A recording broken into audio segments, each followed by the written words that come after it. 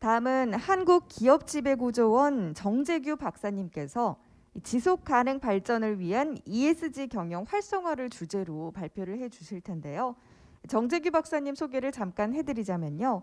현재 한국기업지배구조원 정책연구본부 선임연구위원으로 근무하시며 우리나라 기업지배구조의 현황과 정책 등을 파악하고 나아가야 할 방향 등을 제시해주고 있으십니다. 자, 그럼 정재규 박사님 단상 위로 모셔보도록 하겠습니다.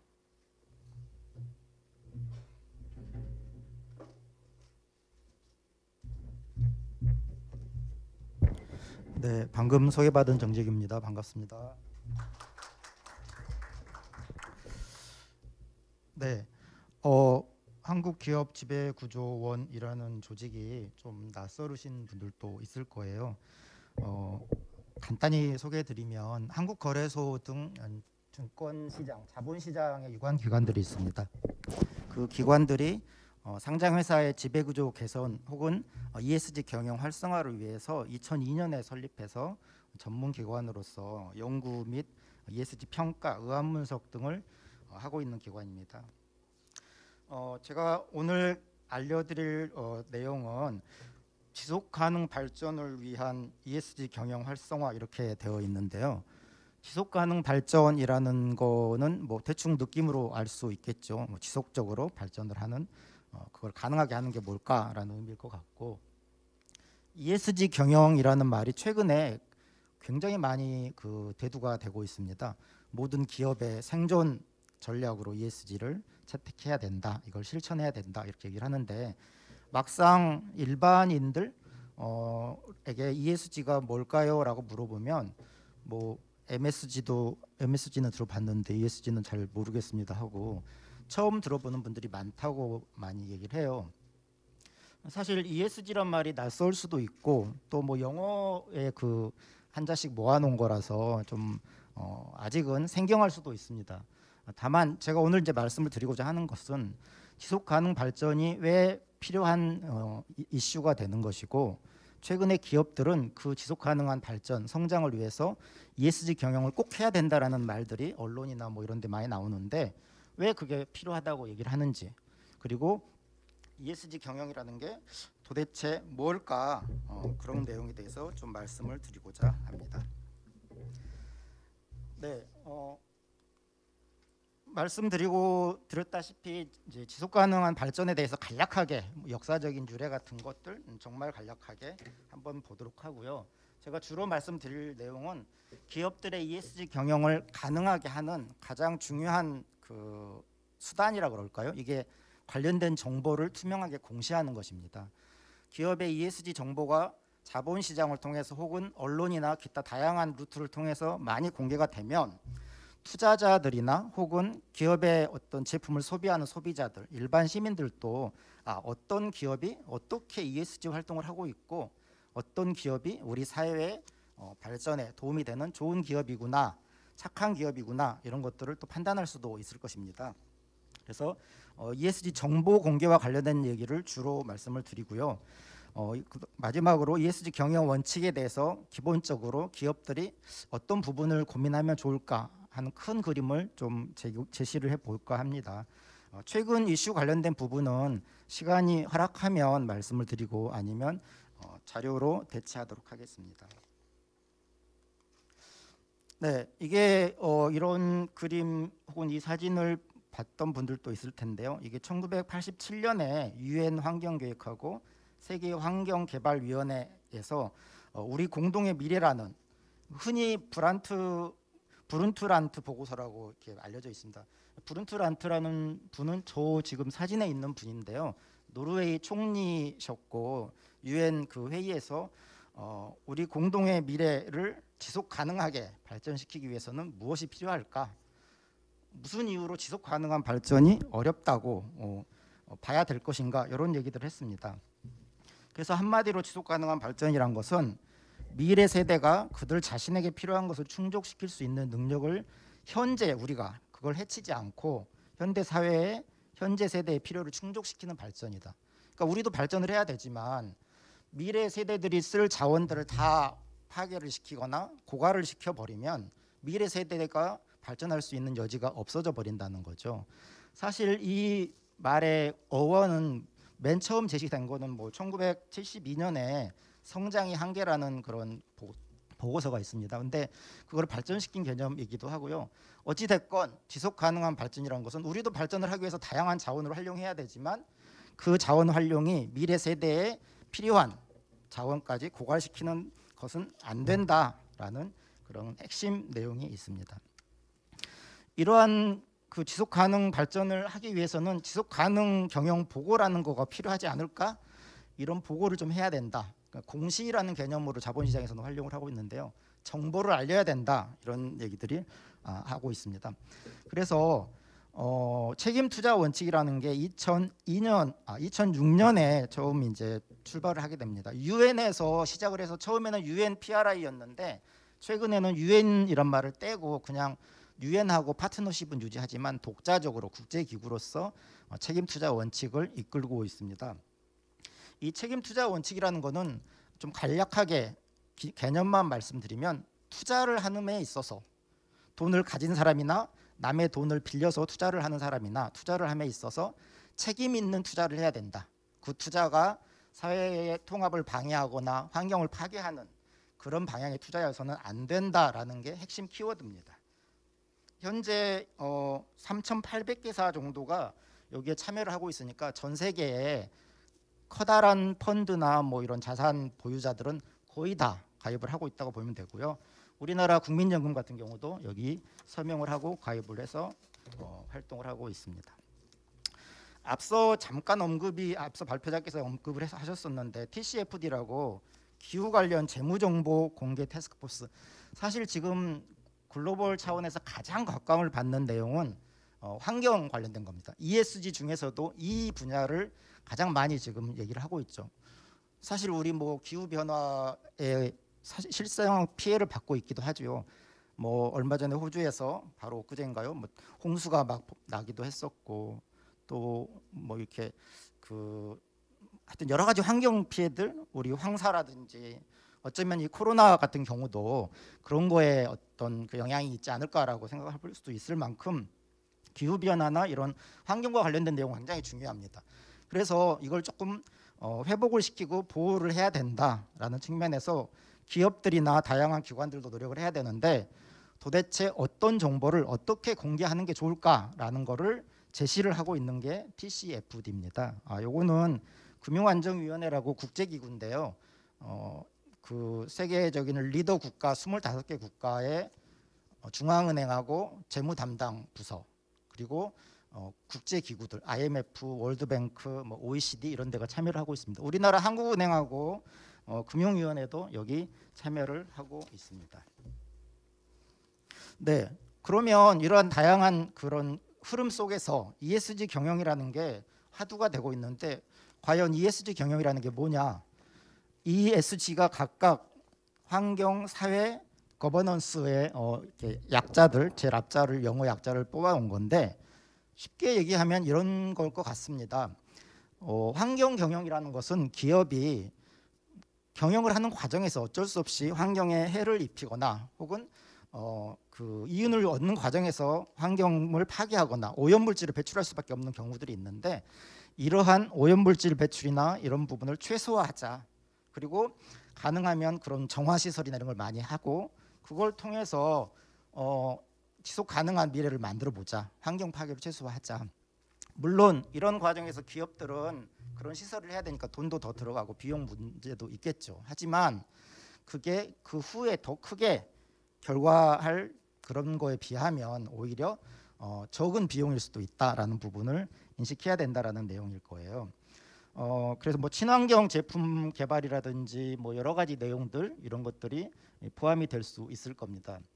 그리고 S 부분 사회 책임 경영, 사회 부문이라고 보통 얘기를 하는데 이 부분에 있어서는 뭐 인권이라든지 남녀 고용 평등이라든지 일과 가정의 양립이라든지 또 근로자의 어떤 건강한 근로권이라든지 이런 여러 가지 내용들 최근에 문제가 많이 되고 있는 어떤 뭐 예를 들면 하청업체에서의 어떤 사고 같은 문제라든지 이런 것들도 다 포함을 하고 있는 그런 내용들이고요. G 거버넌스 부분은 사실은 기업에서는 기업 지배구조라고 얘기하는데 지배구조란 말이 약간의 어폐가 있어요. 뭘 지배하고 지분을 다 가지고 좌지우지하는 것으로만 얘기를 생각할 수 있는데 거기에 한정되는 개념은 아닙니다. 지배구조라는 것은 기업을 경영하는 과정에서 의사결정의 어떤 큰 흐름, 틀, 누가 제안을 하고 어떻게 그 제안에 대해서 토론을 하고 어떻게 결정을 하는지에 대해서 전체적인 틀을 지배구조라고 얘기를 할 수 있습니다. 그래서 뭐 이사회가 중요하다. 그 이사회를 감독하고 감시하는 감사위원회도 중요하다. 주주총회도 중요하다. 뭐 이런 얘기들을 할 수 있겠습니다. 그러한 전체적인 내용들을 지배구조라고 얘기를 하고 있습니다. 자, 그러면 이제 ESG 정보 공개와 관련된 내용을 간략간략하게 말씀을 좀 드려보도록 하겠습니다. 사실 우리나라 그 자본시장이 많이 저평가돼 있다라고 비판을 받아왔습니다. 작년에 굉장히 우리 주식시장이 화랑이었고 올 초까지도 이어지고 있죠. 3천선을 넘나들고 있습니다. 그래서 현재는 그 주가 수익 비율이 많이 올라와 있는 상태이긴 한데 뭐 한 1년 전만 해도 한 2, 3년 전만 해도 10 정도밖에 안 돼 있었거든요. 여기 표에 보시는 것처럼 굉장히 저평가가 되어 있었어요. 근데 최근에 많이 좋아지긴 했지만 여전히 미국, 일본, 뭐 중국, 독일에 비해서는 조금 낮은 부분이니까 앞으로도 우리 주가가 더 개선될 여지는 있다. 근데 이렇게 좀 저평가 받고 있고 조금 좋아지고 있지만 여전히 살짝 저평가가 되는 이유는 지배구조라든지 우리 기업의 ESG 경영이 아직 미흡하기 때문이다라는 쪽으로 연결이 될 수 있을 것 같습니다. 그래서 우리 저평가 원인을 개선하기 위해서 지배구조 후진성, 회계투명성 부족, 경영투명성 미흡 이런 부분들을 개선하고자 하는 노력이 그동안 많이 있었습니다. 굉장히 많이 좋아졌다고 생각을 합니다. 우리 기업들도 정말 각고의 노력을 해서 과거에 비해서 훨씬 좋은 기업 경영을 하고 투명한 경영을 하고 있다고 생각을 하고 있습니다. 다만 그럼에도 불구하고 아직은 대규모 기업 일부에 한정되는 어떤 정보 공개라든지 주주와의 어떤 의사소통이라든지 이런 부분이 있어서 여전히 조금 더 개선할 필요가 있지 않을까 이런 생각을 하고 있고요. 이런 과정에서 나타난 제도에 대해서 간략하게 좀 말씀을 드리고자 합니다. ESG 정보 공개가 자본시장의 발전을 이룰 것이다라고 하는 것은 당연한 흐름이다. 따라서 꼭 필요한 제도들을 도입을 하고 정책을 펴야 된다 해서 도입된 게 예를 들면 스튜어드십 코드라든지 이렇게 기관 투자자들이 참여하게 하는 그런 내용들이 있습니다. 자세한 내용은 시간 관계상 이렇게 스킵을 하도록 하고요. 주요 핵심적인 키워드들만 말씀을 드리도록 할게요. 그러면 기업들은 지속가능 경영과 관련된 정보, ESG 정보를 현재 어떻게 보고를 하고 있는지 현황을 간단하게 말씀을 드리고자 하면 이 표와 같이 나타나고 있는데요. 국내에서 약 한 80여 개사만이 지금 기업을 대상으로 했을 때 80여 개사만 정보를 공개하고 있다고 그게 통계가 나타나고 있습니다. 물론 이 80여 개사가 매년 정보를 공개하는 것도 아니고요. 2, 3년에 한 번 하는 경우도 있고 매년 하는 경우도 있고 또 몇 년 전에 한 번 하고 지금 또 못 하고 있는 경우도 있고 그렇습니다. 그래서 이런 그 정보 공개가 사실 약하다라는 것들을 보여주는 데이터들을 조금 제시를 했어요. 근데 이런 기업 지배구조 보고서, 특히 기업 지배구조에 관련된 정보만 한정해서 보더라도 우리 OECD 국가 대비해서 우리나라만 뭔가 이렇게 그 보고하지 않은 내용이 있었습니다. 그래서 여기 보시는 것처럼 2016년 기준으로 우리나라는 유일하게 예를 들면 모범 기준에서 제시된 내용이나 이런 것들이 어떻게 운영되고 있는지가 공개되지 않은 국가였었습니다. 46개 국가 중에 45개 국가가 그런 관련된 정보를 공개하도록 했는데 우리는 사업 보고서의 아주 일부 내용만 제시를 한 거고 이 OECD에서 요청하는 수준에 이르지 못했었다는 얘기입니다. 이런 걸 개선하기 위해서 2017년에 금융위하고 한국거래소에서는 기업 지배구조 보고서 공시 제도를 도입을 했는데 당시에 자율공시였어요. 그러니까 자산 2조 이상 유가증권 시장 상장 회사는 가능하면 좀 공시를 해주면 좋겠어요 하고 이제 그 가이드라인을 제시를 했습니다. 근데 실제로 너무 적은 기업만이 공시를 하기도 했고 관심도 좀 떨어졌고 또 기업 입장에서는 아니 뭐 생존도 바쁜데 이거 쉽지 않다 해서 제대로 공시가 안 됐습니다. 이걸 좀 더 개선시키고자 2년 동안 자율공시를 하고 나서 2019년부터 의무화를 했습니다. 그래서 2019년, 2020년 2년째 의무공시가 진행이 됐고 올해 이제 3년차 되고 있습니다. 제가 요 관련된 내용을 그 자율공시 때부터 현재까지 쭉 그 팔로우업을 하고 있고 분석을 하고 있는데요. 아마 작년 올해는 그래도 많이 좀 개선이 됐습니다. 그 관련된 내용들도 자료에는 간략간략하게 정리를 해놨으니까 필요하신 범위 내에서 참고를 하시면 될 것으로 보입니다. 어찌 됐건 공시를 어떻게 해야 되느냐라는 질문. 그리고 이 공시가 되면 누군가는 이용을 해야 되거든요. 자본시장에서 투자자든지 뭐 국민연금이든지 아니면 개인 투자자든지 우리 흔히 개미라고 부르는 그런 투자자들도 정보를 활용을 해야 되는데 이 정보가 되게 이해하기 어렵게 돼 있거나 장황하게 설명이 돼 있을 수 있어요. 그래서 그런 부분들을 개선하는 작업을 계속 진행을 하고 있고 또 기업 간 비교도 할 수 있게 그리고 또 몇 년 전하고 어떻게 달라졌는지 시계열적으로도 분석할 수 있게 지금 제도를 정비해 나가고 있는 과정에 있습니다. 그래서 이게 이제 그 현재 기업 지배구조 보고서의 구성 내용인데 주주의 권리와 관련된 내용, 그다음에 이사회 구성 운영과 관련된 내용, 감사기구와 관련된 내용들이 포함이 되어 있습니다. 제가 이걸 조금 말씀을 드린 이유는 앞으로 E하고 S와 관련된 정보 공시도 필요하고 어쩌면 자율공시를 통해서 그리고 점진적으로 의무공시 아니면 처음부터 바로 의무공시 갈 수가 있는데 이 그 시행착오 과정을 좀 참조할 필요가 있다라는 말씀인 거죠. 예. 자율공시를 하면 기업에게 선택권은 주지만 너무 참여도가 낮으면 사실상 제도적인 의미가 별로 없을 수 있다. 또 의무공시를 하면 뭐 강제적으로 하니까 누군가 다 하게는 되겠지만 경우에 따라서는 기업에게 너무 큰 부담이 될 수 있으니까 속도 조절이나 이런 걸 잘 해야 된다. 이런 얘기를 말씀을 드리고 있는 것입니다. 다행히 올해 1월 달에 한국거래소가 ESG 정보공개 가이던스라고 해서 G 이외에 E하고 S에 대해서도 어떤 것들을 공개하는 게 좋을지 기업들에게 사전 정보를 좀 제공을 했어요. 아직 이게 의무화되거나 뭐 자율공시화되거나 하진 않았지만 공개가 돼 있으니까 이 내용을 참고하실 수 있을 것 같고요. 요거 동영상도 간단하게 거래소 홈페이지에는 제시가 되어 있습니다. 일단 이런 관련된 내용들이 조금 개선이 필요하다라는 걸 말씀을 드리고 제가 이제 마지막으로 좀 말씀을 드리고 싶은 것은 이런 ESG 경영 시대에 우리 기업이 어떻게 대응하는 게 좋을지에 대해서 두세 가지만 말씀을 좀 드리고자 합니다. ESG 경영 원칙을 기업들이 선언할 필요가 있습니다. CEO 차원에서 혹은 주주총회 차원에서 회사 명의로 그래서 ESG 경영 원칙을 선언하고 지금 최근에 많이 하고 있죠. ESG 경영하겠다 우리 회사. 금융권도 그렇고 일반 비금융 회사도 그렇고요. 그렇게 선언을 일단 하고 그러면 대외적으로 천명을 한 거니까 뭔가 실천을 해야 되거든요. 그러면 실천을 어떻게 할 것이냐? 우리보다 먼저 하는 기업들, 국내외 기업들의 어떤 좋은 사례를 벤치마크하면서 할 수도 있고요. 또 기업 내부로서는 전사적인 ESG 대응 체계를 마련할 필요도 있습니다. 물론 처음부터 완벽하게 할 수는 없으니까 작게 시작을 해야 되겠지만 어찌됐건 체계 마련과 조직 정비가 필요하다. 일을 하려면 조직과 돈이 있어야 되는 것은 당연한 이치이기 때문입니다. 그리고 해당 회사의 핵심적인 ESG 요소를 파악해야 됩니다. 우리 회사는 화학회사니까 환경에 피해를 많이 줘. 이에 더 신경을 많이 써야 돼. 우리 회사는 노동력, 사람들이 근로자가 너무 많아. 그 많은 사람들에 대해서 잘 안전이라든지 관리를 해야 돼.